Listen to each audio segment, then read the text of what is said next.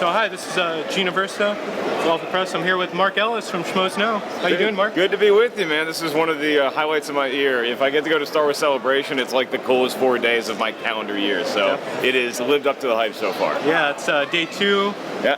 And feels like day 6, but right. It's only day 2. We've been doing a lot of fun stuff here, man. Time change. Yeah. Right. So Mark, the Last Jedi, just the trailer for it premiered a couple hours ago.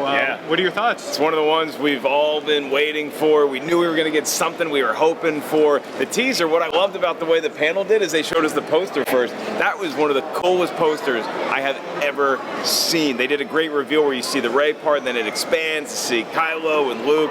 Pretty sweet stuff. And then the trailer happens. Yeah. And it's so much to digest. It's such a different tone than the Force Awakens trailer, the teaser we got at Celebration 2 years ago. So I like what they're doing. They're taking the storytelling in a new direction. And hey, we get to hear Luke. And he can still talk. That's good news.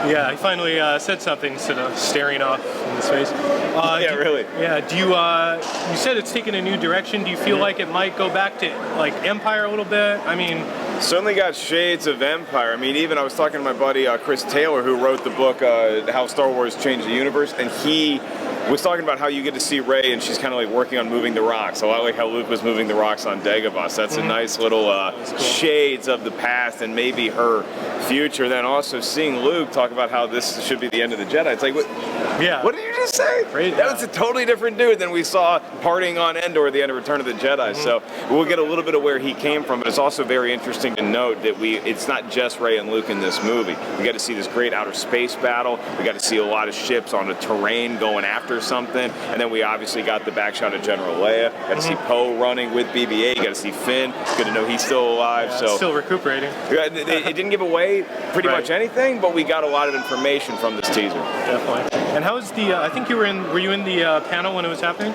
I was. I was there in the room, and it was a sight to behold. I thought Josh Gad did a tremendous job hosting. It was a nice surprise to see him. He's not great at interrogating Daisy Ridley, as we know from Instagram, but it was a lot of fun that he had on stage with everybody, and it was cool getting to see Kelly Marie Tran on stage for the first time. They revealed that her character's name is Rose, and she's a mechanic in the Resistance, but might have a greater calling for her destiny. So it's nice to see somebody who's new to Star Wars finally get to talk about it. I mean, she couldn't even tell her family she was in the movie for 4 months, so nice purge of, finally I can reveal this to the world. Definitely.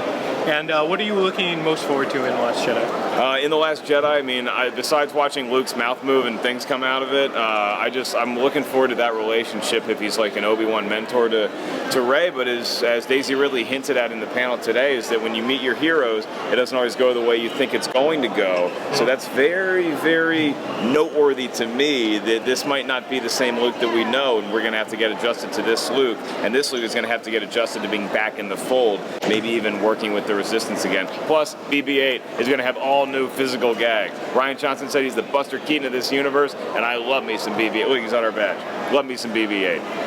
Definitely. So cool. Thank you, Mark, for doing this interview. Where could people find you at? You can find me at any local bar, usually at Applebee's. You can also find me on Twitter at Mark Ellis Live, and of course the YouTube channel Schmoes Know and Collider Video. Cool. Thank you so much. Thank you, brother. I was serious about Applebee's. Grab some drinks.